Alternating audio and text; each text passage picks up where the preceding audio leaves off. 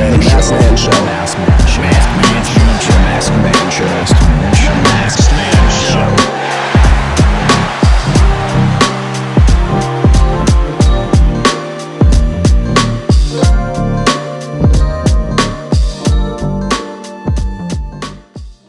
Yo, so joining us today on the Masked Man Show, can we call her a friend of the show? We can call her a friend of the show at this point, right? Yeah.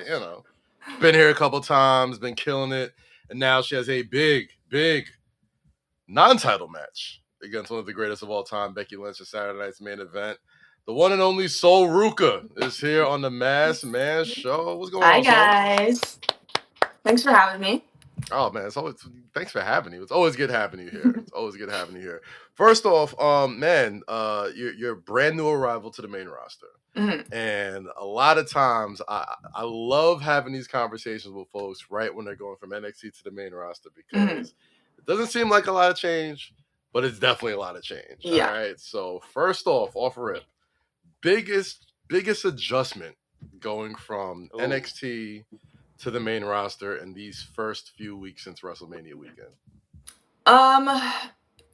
Honestly, just being out there in that kind of environment, like out in the ring with that many people, a whole different like viewership. Like it's definitely different. We're doing pretty much the same things, and like NXT has definitely prepared me for this, but we are pretty much like starting over in a sense. Like this is a whole new ball game. I think that's probably the biggest change. Even just being out there for promos and like talking out there, it's like I'm not used to being in that kind of environment. I'm used to like the small NXT arena where I like know where to look, and now it's like every week's different. So I think that just having a change every single week is pretty different, but it's definitely manageable, and NXT has definitely prepared me for this.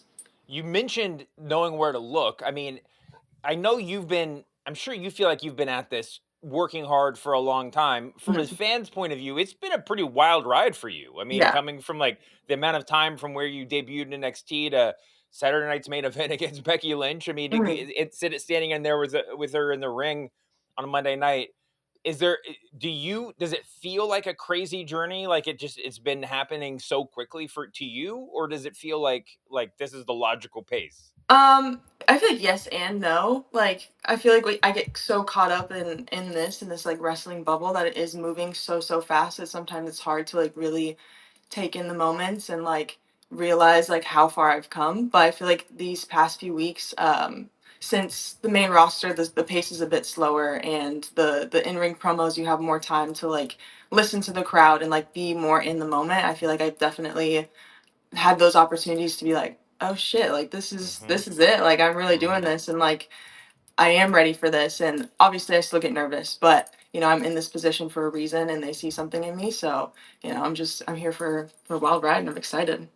Yeah, I think everybody sees something in you, man. Like not only the look and obviously everything that comes with that, but you have one of the most viral finishing moves there is in the Soul Snatcher. And it seems like every big show, every big event, every premium live event, you find out a new way to use it. Yes. Without giving away too much to your opponent, have you thought of new inventive ways to drop Becky Lynch with the Soul Snatcher at Saturday night's main event? I have a few tricks up my sleeve that I've been thinking about pulling out. I definitely like once I hit something that's different, hit it like off the steps or off the top. It's always like, man, what else can I do? But I feel like with how wrestling is, like everyone's moveset is so different. There's going to be like countless possibilities, countless ways to counter certain things right into it. So definitely have some stuff in mind, but we'll see. I know you've answered this before, and I just want to follow up on that, man. Like, there's so many cutters out there. I feel like everybody's sort of got a variation of it.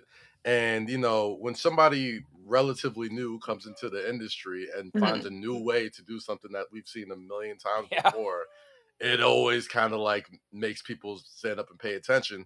So just creatively, like, how did you, for lack of a better way of describing it, how the hell did you come up with that? Like, how did this happen? Yeah, so with my background, I wanted my finish to be something that incorporated that. I feel like my background is pretty unique. We do have some other gymnasts in wrestling, but um, I just wanted something that was unique to me and something that I could do on anyone. It doesn't matter if I'm tired at the end of the match or if they're bigger than me, if they're smaller than me.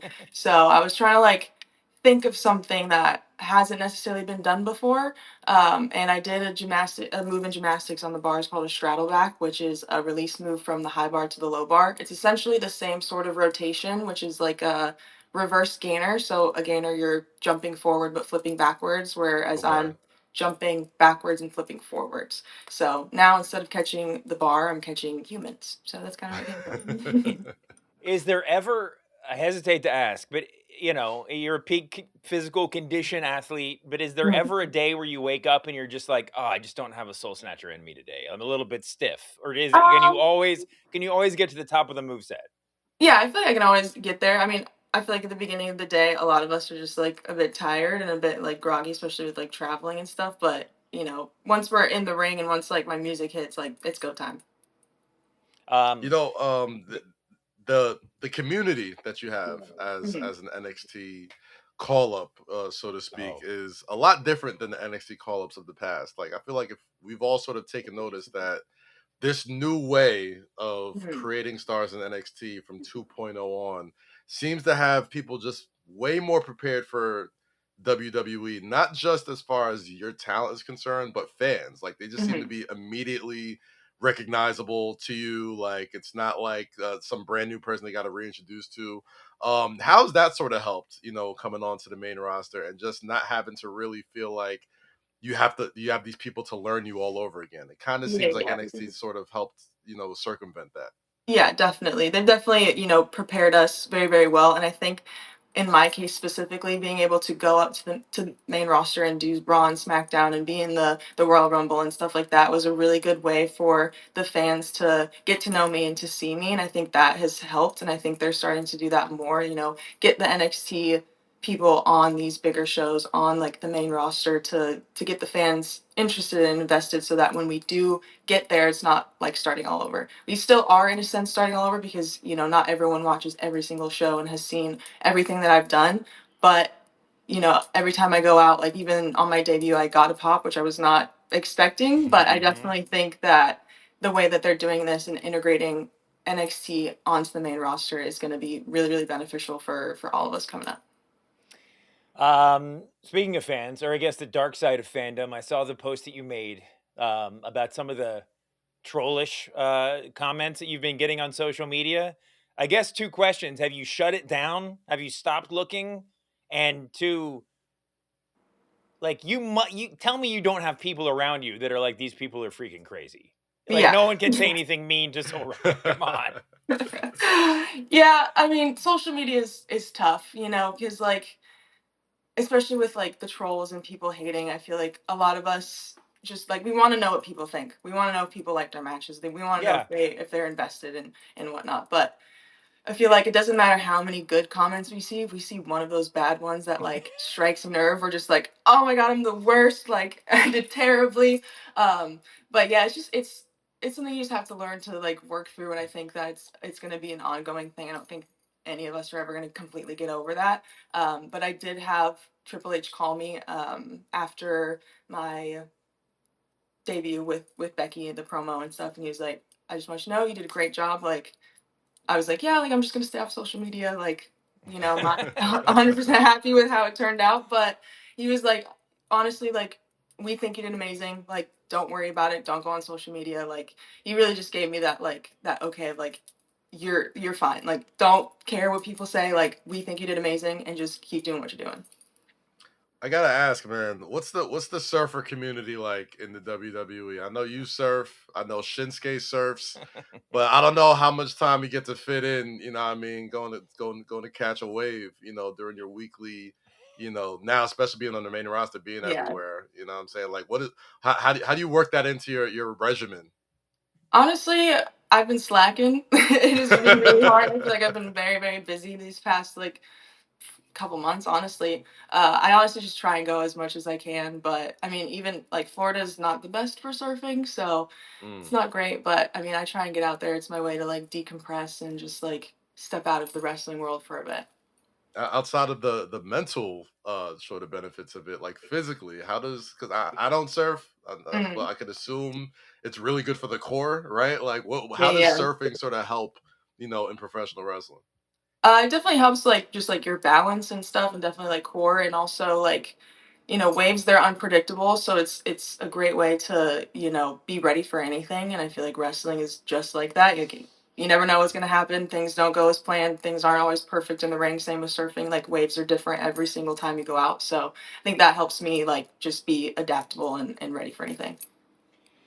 Becky Lynch. I mean, you talked some about your transition to the main roster. It's one thing to be like, hey, I'm in front of bigger crowds now. It's another thing to be like, I'm officially having a match with Becky Lynch on Saturday night's main Yeah. event.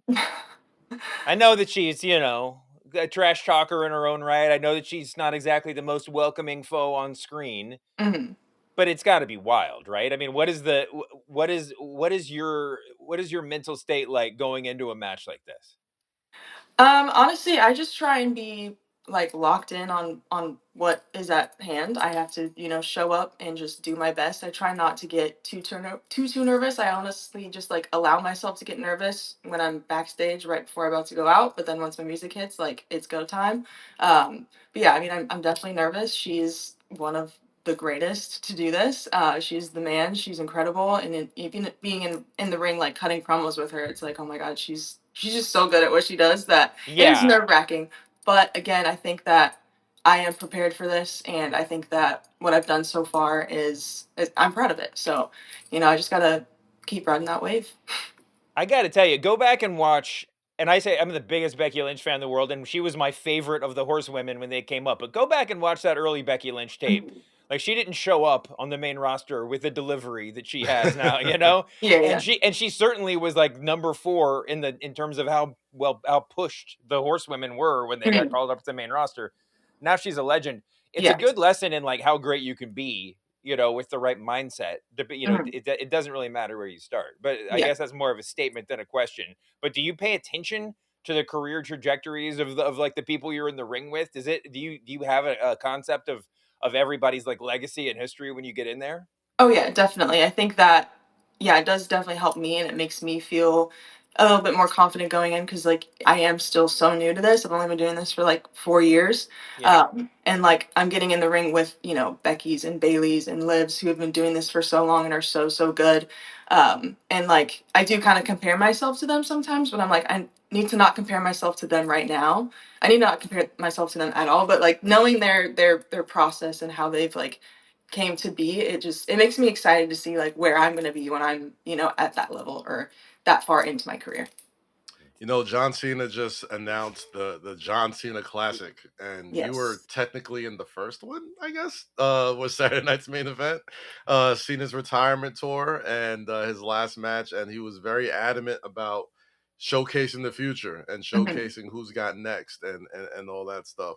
I know we're still sort of figuring out exactly when this is going to happen and what it's going to look like, but let's take me back to that Saturday night's main event with John Cena's retirement match, and everybody has stories about just how welcoming he is and how open he is Uh-huh. to share his wealth of knowledge.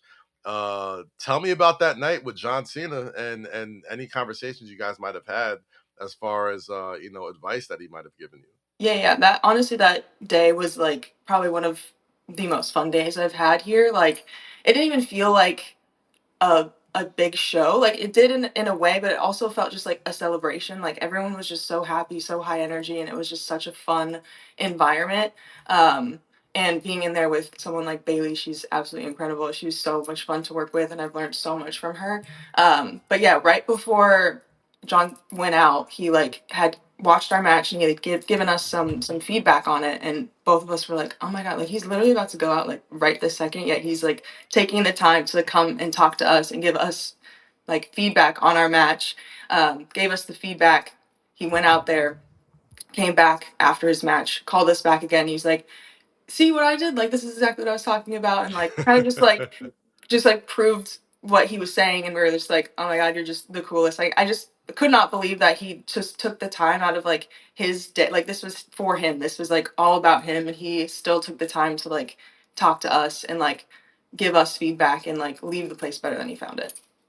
Nice, nice. We got to let you get out of here. So I got to ask one more question. Oh, wait, I got one more too, but you go first. You go right ahead. Yo, your arm sleeve is so dope. I Thank feel you. like I have no idea what the tattoos mean. Can you break down some of your most the tattoos on your arm that mean the most to you on that right arm sleeve? Because it feels like it gets more intricate every time I see it. Yeah, so honestly, a lot of them don't have like super deep meanings. They A just lot look of them are really just cool. like, yeah, a lot of them are just stuff I like. I got 2 of my favorite sharks. I got a sun, some flowers.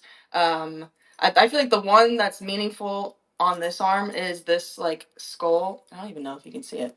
It's like a skull and it's got a paradise flower on top of it. So I designed that one and it has the Hawaiian Islands hidden in like the skull details. Ooh. And I got this right before I was moving out here to join WWE, and it's just a reminder that like wherever you go, it could be your paradise as long as like your mentality is that way. Because I was leaving Hawaii, I was really sad about it. That was like a dream of mine to live there, and having to completely change my whole life and come here and start over. I was just like, you know what? Whatever happens, like I'm gonna make this like the best it can be. Oh. Mm-hmm. That's and great. You got that main roster money now, so maybe in a few years you can go back and get that crib in Hawaii. So. Yeah, get it in before the house show circuit comes back. All right, Saturday night's main event. Yes. You're taking on Becky Lynch. Everybody's got to watch this. It was going to be a title match. Now they're telling it's a non-title match. Those of us in the know, I think, have an idea that could mean probably conceivably better things for you as we move forward. But good luck to you. My last question to you is very simple. The first time you see somebody on the indies or maybe on the competition do the Soul Snatcher as a transition move, are you going to be mad? Man. Honestly, I don't think I'm going to be mad because, like, clearly mine's better because I'm finishing people with it. So, honestly, I'm honored that people are, taking some inspiration and, doing their own thing. But, yeah, I feel like, mine's the best. So, that's all I got to say. That's the right attitude. So, Ruca, thank you so much for coming on the Masked Man Show. We can't wait to see you wrestle on Saturday. And good luck to you. Thank you, guys. Thank you.